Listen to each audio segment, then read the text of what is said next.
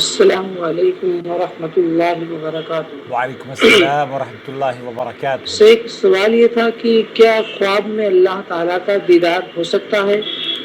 دیوبندی مفتی طارق مسعود صاحب کا کہنا ہے کہ جی ہاں، ہو سکتا ہے، ممکن ہے اللہ تعالیٰ کا دیدار خواب میں، اسلاف سے ثابت ہے، اور امام احمد بن حنبل رحمۃ اللہ علیہ سے بھی ثابت ہے، اور بریلوی علماء کا بھی یہی کہنا ہے کہ امام ابو حنیفہ رحمۃ اللہ علیہ نے بھی 100 مرتبہ خواب میں اللہ کا دیدار کیا۔ اس تعلق سے تھوڑا وضاحت کریں۔ اور یہ مفتی صاحب کا یہ جو بیان تھا، یہی بیان ہمارے امام صاحب نے بھی خطبہ جمعہ میں یہاں کی مسجد میں، ہمارے گاؤں کی مسجد میں یہی بیان دی۔ تھوڑا وضاحت کر دیں۔ نحمدہ ونصلی علی رسولہ الکریم، اما بعد۔ اللہ رب العالمین کو خواب میں دیکھنا، خواب میں اللہ کا دیدار کرنا، اس سلسلے میں سب سے پہلے تو اہل علم نے، شیخ ابن باز اور دیگر مفتیان کرام نے، اور جو مفتی طارق مسعود صاحب کا بیان ہے وہی آپ کی مسجد کے خطیب اور جمعے میں ممبر پر بھی اسے ہی بیان کیا گیا۔ دراصل بہت سارے ایسے مسائل ہیں جن مسائل میں امت مسلمہ کا اتفاق ہے۔ اس کا یہ مطلب نہیں سمجھنا چاہیے کہ مفتی طارق مسعود صاحب کی تائید میں ہمارے کسی مفتی نے منبر رسول پر کھڑے ہو کر ان کی تائید میں بات کی ہو، بلکہ مفتی طارق مسعود صاحب کا بعض مرتبہ تو ان کا عقیدہ نہایت ہی گمراہ کن ہوا کرتا ہے، اور بعض مرتبہ وہ عقیدے کی باتیں کرتے ہیں جو کہ قرآن و سنت سے ثابت ہے۔ تو ہر چیز کو ہم ان سے اس وقت حاصل کریں گے جب وہ قرآن و سنت کے عین مطابق ہو، اور وہ اگر قرآن و سنت کے عین مطابق بات کرتے ہیں تو ہم ان کی بات کو، ایسا نہیں ہے کہ ہم، چونکہ ان کا نام مفتی طارق مسعود ہے اس لیے ہم ان کے ہر بات کو رد کریں گے، یا ان کا نام مفتی صاحب ہے اور وہ جناب ان کے 4-5 ملین فالوورز ہیں تو ان کے فالوورشپ کو بہت زیادہ مد نظر رکھتے ہوئے ہم ہر ان کی علم غلم اور جو لفاظی اور جو مسخرہ پن وہ کرتے ہیں وہ اپنے بچوں اور امت کو سکھائیں گے؟ ایسا ہرگز نہیں ہے۔ اللہ کے رسول صلی اللہ علیہ وسلم کی سب سے پہلے سنن ترمذی اور مسند امام احمد میں ایک حدیث موجود ہے۔ عبداللہ ابن عباس رضی اللہ تعالیٰ عنہما کہتے ہیں کہ نبی کریم صلی اللہ علیہ وسلم نے فرمایا، مجھے میرا رب خواب میں بہترین صورت میں نظر آیا اور اس نے مجھ سے کہا، محمد، میں نے کہا، میرے رب، میں تیری خدمت میں حاضر و موجود ہوں۔ کہا، اونچے مرتبے والے فرشتوں کی جماعت کس بات پر جھگڑ رہی ہے؟ میں نے عرض کیا، میرے رب، میں نہیں جانتا۔ اس پر میرے رب نے اپنا دست شفقت اور عزت میرے دونوں شانوں کے درمیان رکھا، جس کی ٹھنڈک میں نے اپنی چھاتیوں کے درمیان سینے میں محسوس کی، اور مجھے مشرق اور مغرب کے درمیان کی چیزوں کا علم حاصل ہو گیا۔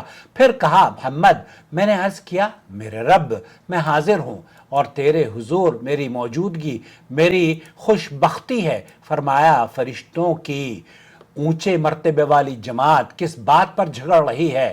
میں نے کہا، انسان کا درجہ اور مرتبہ بڑھانے والی اور گناہوں کو مٹانے والی چیزوں کے بارے میں وہ کیا ہیں تکرار کر رہے ہیں، جماعتوں کی طرف جانے کے لیے اٹھنے والے قدموں کے بارے میں، اور طبیعت کے نہ چاہتے ہوئے بھی مکمل وضو کرنے کے بارے میں، اور ایک نماز پڑھ کر دوسری نماز کا انتظار کرنے کے بارے میں۔ جو شخص ان کی پابندی کرے گا وہ بھلائی کے ساتھ زندگی گزارے گا اور خیر بھلائی ہی کے ساتھ مرے گا۔ اب اپنے اس حدیث کو علامہ البانی نے اسے صحیح قرار دیا ہے، اور اس حدیث کا جو آخری ٹکڑا ہے، اور اپنے گناہوں سے اس دن کی طرح پاک اور صاف ہو جائے گا جس دن کہ اس کی ماں نے اسے جنا تھا اور وہ گناہوں سے پاک اور صاف تھا۔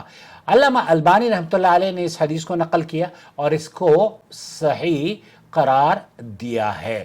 شیخ ابن باز رحمۃ اللہ علیہ نے یہ بیان فرمایا کہ شیخ الاسلام ابن تیمیہ رحمۃ اللہ علیہ اور دیگر علماء نے فرمایا ہے کہ انسان اپنے رب کو خواب میں دیکھ سکتا ہے، لیکن جو کچھ خواب میں نظر آتا ہے وہ حقیقت میں اللہ تعالیٰ کی ذات نہیں ہوتا، کیونکہ اللہ تعالیٰ کسی چیز سے مشابہ نہیں، کیونکہ قرآن کریم میں اللہ تعالیٰ یہ فرماتا ہے، سورہ شورى کی آیت نمبر 11 ہے، لیس کمثلہ شیء، اس جیسی کوئی چیز نہیں ہے، وہو السمیع البصیر، یعنی اللہ تعالیٰ کا کوئی ہمسر یا مشابہ نہیں۔ اس لیے خواب میں جو صورت یا شکل دکھائی دی جاتی ہے، چاہے انسان کی ہو یا کسی جانور کی، وہ اللہ تعالیٰ نہیں بلکہ علامتی یا محسوساتی تصویر ہوتی ہے۔ شیخ تقی الدین رحمۃ اللہ علیہ فرماتے ہیں کہ خواب میں اللہ کو دیکھنے کی حالت بندے کی نیکی اور تقوی کے مطابق مختلف ہو سکتی ہے۔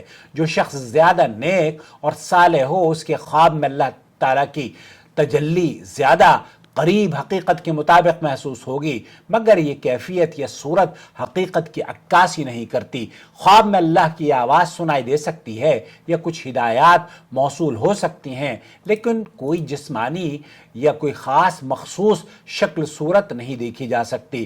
نبی کریم صلی اللہ علیہ وسلم سے روایت ہے کہ آپ نے خواب میں اللہ کو دیکھا۔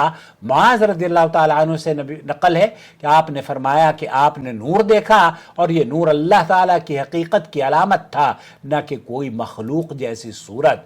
دنیا میں کسی انسان کے لیے اللہ کو حقیقت میں دیکھنا ممکن نہیں۔ نبی کریم صلی اللہ علیہ وسلم نے فرمایا، جان لو کہ کوئی شخص اپنے رب کو نہیں دیکھ سکتا یہاں تک کہ وہ مر جائے۔ اس حدیث کو امام مسلم نے نقل کیا ہے۔ یعنی اللہ تعالیٰ کو دیکھنا آخرت میں اہل جنت کے لیے سب سے بڑی نعمت ہے، اور دنیا میں یہ تجربہ صرف خواب یا خیال کی صورت میں ہی ممکن ہے۔ اگر کوئی خواب میں ایسے احکام سنایا یا ہدایت پائے جو شرع کے خلاف ہوں، بعض بزرگوں کو اللہ تعالیٰ شیطان ان کو اللہ بن کر خواب میں دھوکہ دیتا ہے، تو یہ اس بات کی علامت ہے کہ وہ شخص حقیقت میں اللہ کو نہیں دیکھ رہا بلکہ شیطان نے اسے گمراہ کیا ہے، جیسا کہ منقول ہے کہ شیطان نے بعض بزرگان کے سامنے خود کو اللہ ظاہر کرنے کی کوشش کی۔ مشہور واقعہ ہے عبد القادر جیلانی کا، آپ نے سنا ہوگا یقیناً۔ تو خواب میں اللہ کو دیکھنا اہل علم کا یہ موقف ہے، اہل سنت والجماعت کا، کہ یہ ممکن ہے، مگر یہ حقیقت کی صورت نہیں ہے۔ اللہ کی کوئی مشابہت نہیں یا جسمانی شکل نہیں۔ کیوں؟ کیونکہ اللہ تعالیٰ قرآن کریم میں فرماتا ہے، لیس کمثلہ شیء وہو السمیع البصیر۔ اگر خواب میں دی گئی ہدایات شرع کے مطابق ہوں تو یہ ایک پیغام ہے، صحیح ہے۔ اللہ تعالیٰ نے آپ کو ایک پیغام کسی بھی توسط سے آپ تک پہنچایا ہے، لیکن اگر شرع کے خلاف کوئی بات ہو اور شیطان آ کر، جیسے عبد القادر جیلانی کو اس نے کہا کہ آج سے میں نے تیری تمام نمازیں گناہ وغیرہ بخش دی ہیں، آج سے تجھے نماز پڑھنے کی بھی ضرورت نہیں ہے، تو بڑا مشہور قصہ ہے شیخ عبد القادر جیلانی لا حول ولا قوت الا باللہ۔ تو یہ نمازیں تو انبیاء اور رسل پر بھی، اللہ کے رسول صلی اللہ علیہ وسلم بھی نماز پڑھا کرتے تھے، تو اس لیے یہ کوئی بھی شرع کے خلاف اگر بات خواب میں نظر آتی ہے تو اس کی کوئی حیثیت نہیں ہے۔ مجھے امید ہے آپ کے سوال کا جواب مل گیا ہوگا۔ میں نے جیسے پہلے عرض کیا کہ مفتی طارق مسعود صاحب کی بہت ساری باتیں غلط ہوتی ہیں، اس میں کوئی دو رائے نہیں ہے، اور ہم جگہ جگہ جب بھی ہمیں کوئی موقع ملتا ہے تو ہم لا نريد منکم جزاء ولا شکورا، ہم ان کا انداز گفتگو مسخرے پن کی بجائے وہ لوگوں کو، بلکہ ایک ویڈیو میں مفتیان کرام کو یہ کہتے ہیں کہ عقل گھاس کھانے چلی گئی تھی۔ سعودی عرب کے بڑے علماء کے بارے میں ان کا یہ گفتگو کرنے کا انداز بڑا ہی، میں کیا کہوں، جاہلانہ نہ کہوں تو کیا کہوں، لیکن مفتی ہیں۔ بہرحال ہر آدمی کی بات کو لیا بھی جائے گا، چھوڑا بھی جائے گا، سوائے نبی کریم صلی اللہ علیہ وسلم کی باتوں کے۔ نبی کریم صلی اللہ علیہ وسلم کی جتنی بھی باتیں ہیں ان کو لی جائیں گی، اور یہ مفتی بہرحال جو خطبہ آپ کے ممبر پر ہوا ہے اہل حدیث مسجد میں، وہ علماء امت کا اجماع ہے۔ اس میں میرے خیال سے حنفی، چونکہ امام ابو حنیفہ رحمۃ اللہ علیہ کے بارے میں بھی جو حنفیوں کی مشہور کتاب ہے نا در مختار، اس میں بھی انہوں نے لکھا ہے کہ امام ابو حنیفہ 40 سال نماز عشاء کی وضو سے صبح کی نماز پڑھی۔ یہ ایک الگ موضوع ہے، پھر کسی روز اس پر بات کروں گا۔ اور 55 حج کیے، یہ بھی اس میں ذکر کیا گیا ہے، اور 100 مرتبہ اپنے رب کو خواب میں دیکھا۔